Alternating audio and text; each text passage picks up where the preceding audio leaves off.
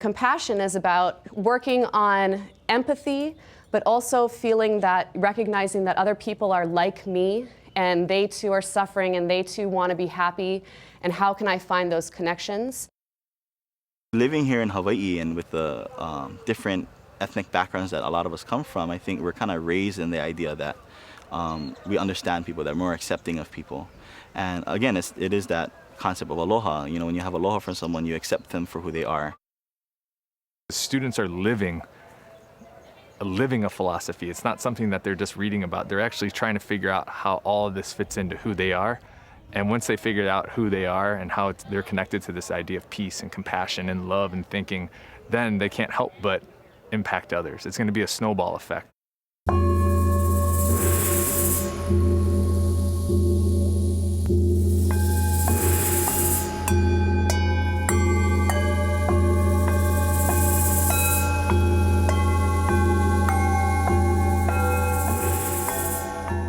We were particularly interested in having the Pillars of Peace program focus on young people, because right now in this day and age, for kids who are reading the paper or trying to understand their place in the world, it can be a pretty unsettling place. So we thought having the Dalai Lama go to Kailua High School and have a chance to talk to the students one-on-one would be a great opportunity to be able to send his message of hope and send his message of perseverance for the kids in the school. We looked at all the schools on Oahu and wanted to find the school that we felt best embodied the spirit about peace, compassion, and tolerance. When we found out what Francine Honda and her team at Kailua High School have been doing, what Amber Macchiao and Chad Miller have been doing, they've been pioneering methods of teaching to try to help the students understand that the differences they may have, at least in appearances, are nothing compared to what they share in common. How many of you, show of hands, have ever heard of the Dalai Lama? Okay, he's an international man of peace. This guy's known all around the world. He's known for what he's done. He actually won the Nobel Peace Prize for his nonviolent struggle to try to liberate Tibet. His message is peace, nonviolence, this idea of interreligious understanding, trying to understand one another, things that we're doing here at Kailua High School. And this universal responsibility. There's 225 kids in there who are given tweets from the Dalai Lama, and they are asked to form questions. And they're just not any questions. They were supposed to be philosophical in nature, things that they really wondered about. There was no bashfulness to it. They weren't embarrassed by their questions. And I think that really comes with this notion of what's been happening at Kailua High School is there's this pervading idea of intellectual safety in the classroom. You will vote next PTP class on which question will get submitted to the Dalai Lama when he's speaking at the university. Awesome job. And what that means is basically that I don't have to worry about anything that I say, because everything that I say is going to be taken seriously by my peers, and it's going to be seen without judgment. So I can take intellectual risks, I can ask questions, I can put out my own experiences, and whatever I say, I'm not going to get laughed at. Do you think with your mind, or do you act upon your heart? It's like, which is better? Because a lot of impulsive decisions made upon your feelings can get you into some sticky situations. We said that everything is an idea unless it's acted upon. So I think that peace is the same thing, but that it has too many variables in it for it to go right the first time. Because they felt intellectually safe, they are able to take those tweets and formulate these questions that are absolutely amazing. And that's something that we've been able to cultivate since they were in 9th grade to by the time they got to seniors. They were just comfortable in doing that. It wasn't even a big deal. When I asked them, this is exactly what we're doing, they knew already. Any philosopher would look at one of those and just be stunned by it. The whole premise of ethnic studies in Kailua High School is about nonviolence. And when we look at a lot of the Dalai Lama's teachings, compassion is connected to nonviolence, which is one of the fundamental aspects of philosophy for children. So what you did at the end of class is you started thinking about, well, now that we know all of this, what do you want to talk about with your classmates that relates to violence in our community and what the Dalai Lama has to teach us? So when we use philosophy for children to teach ethnic studies, we are engaging in a lot of dialogue with one another about really complex issues related to race and ethnicity and discrimination and marginalization. But they get to talk about it with their peers and listen to one another and learn from each other versus just having a teacher at the front of the room that's telling them about the histories of these groups. Kind of assume that they'll be compassionate towards others, even though some are not compassionate towards us. My question is, can I assume that by the Dalai Lama coming to our school, it will change the way we act towards each other? What are the reasons societies are unwilling to give up part of themselves in order to settle an argument peacefully? They're doing it in an intellectually safe environment where they feel like they can really share deeper things that are important to one another, and so what it does is it helps to build tolerance between students. And we're being very conscious about it and saying, we want to work on tolerance and prejudice reduction and promoting a culture of peace.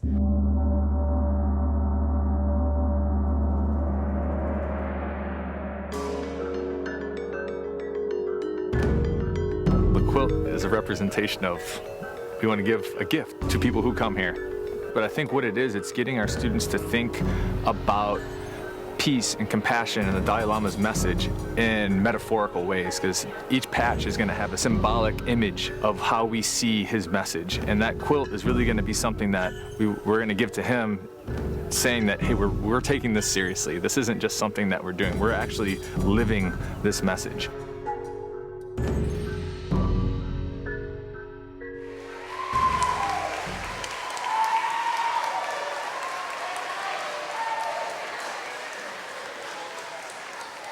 Building peace on the foundation of aloha is about taking the notion of aloha and starting with yourself.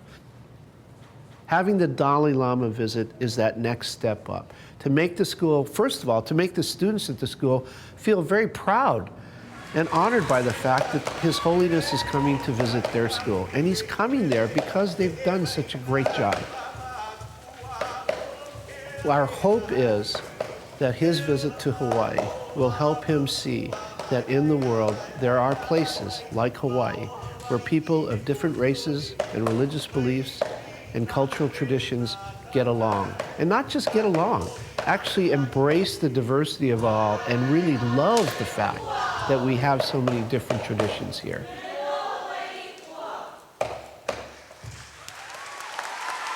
I think it's just going to be an incredible experience. And we're really happy to be able to do this with the Kailua High School team. Thank you. Thank you, Kung Suza and students. That was just wonderful. I had the privilege and honor to hear His Holiness, the Dalai Lama, yesterday speaking to thousands at the Stan Sheriff Center on advancing peace through the power of aloha.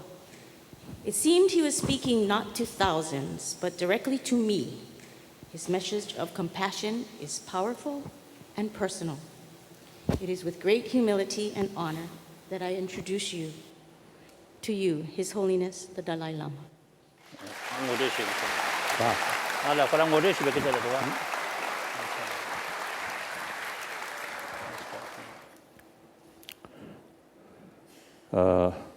Today, I prefer, at the beginning, I speak a short sort of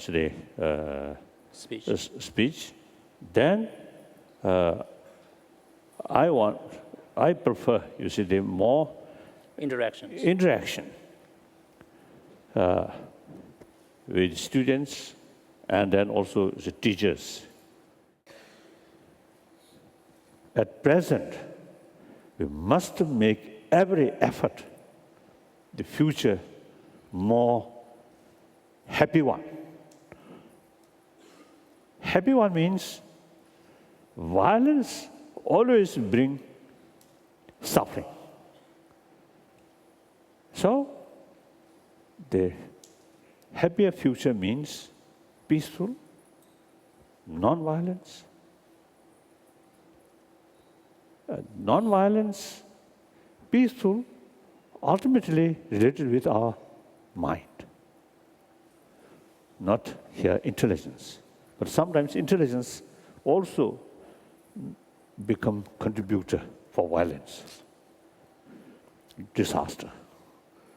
So here mainly related with here, compassion, sense of responsibility. So intelligence alone, no guarantee whether can be constructive or destructive. And the individual happiness also, intelligence or education alone, no guarantee whether bring inner peace or more frustration, more anxiety. No guarantee. So the warm-heartedness is the key factor. But at the same time, warm-heartedness or compassion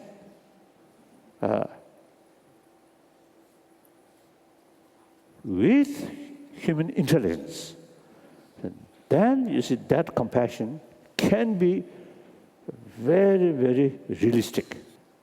So happy future, happy world can achieve only through combination of wisdom and warm-heartedness. So I'm very happy you are sort of taking special sort of effort or interest about compassion. You have compassion programs. So much appreciated. That's wonderful. Very good. So, very happy this opportunity. Thank you. Now questions.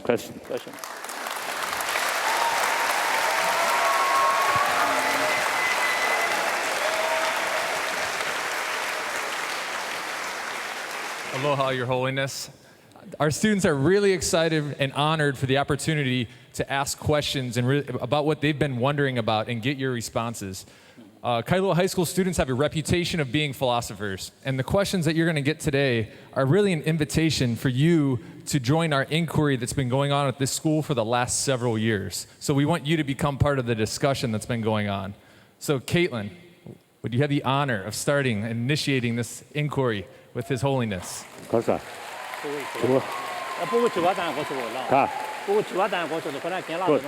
morning, Your Holiness. Thank you for coming to our school and sharing with us your insights on compassion and happiness.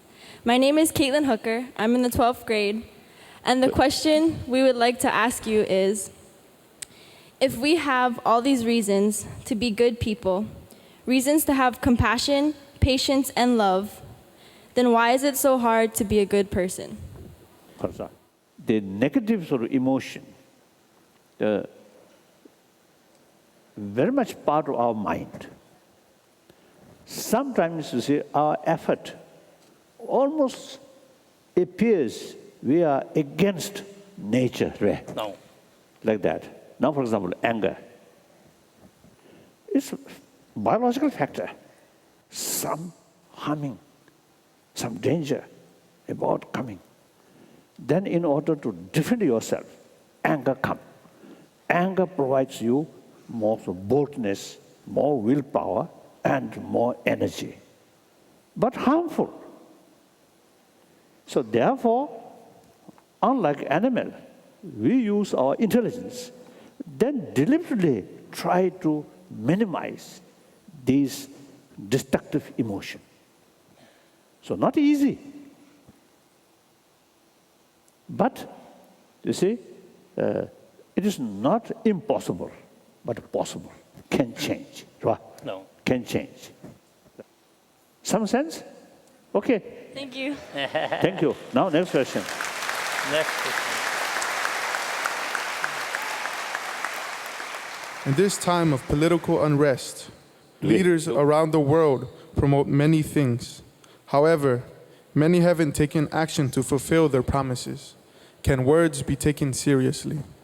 So it is quite sad. I think world, everywhere, every sort of leader always say peace, peace, peace.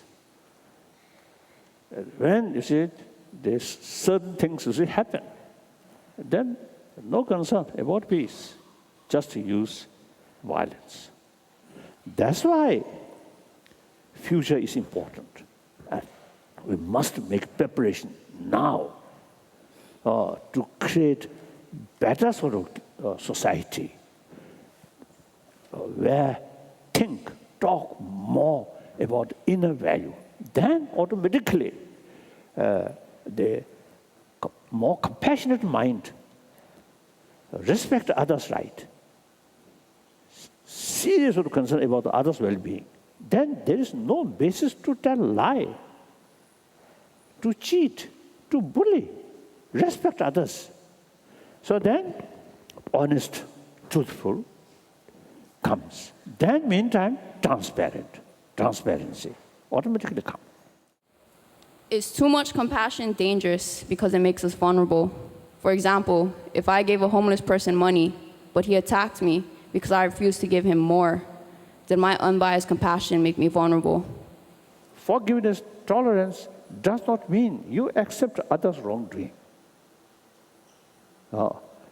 Forgiveness means because of their wrongdoing, you develop some kind of anger, hatred, ill feeling towards that person. That should not develop. That is the meaning of forgiveness. Mental level, emotional level should not develop negative feeling. And action level, you must take appropriate action. Then, if you let do continuously, then long run, harmful for that person. So if you let that harmful action, it's actually lack of sense of concern of their well-being.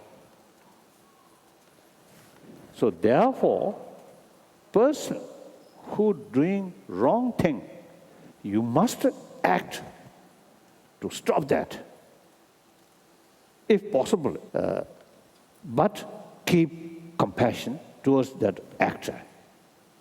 Clear? The simple answer is, if the others are wrongdoing, No. or take sort of the advantage Of you, no.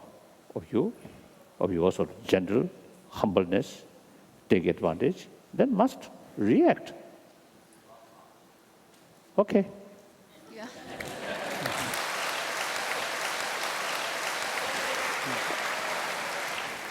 I would like to thank His Holiness for visiting Kailua High School today to share about building peace on a foundation of aloha. I would also like to thank the Pillars of Peace program organizers and donors for the big part they played in allowing this great event to happen. Well done.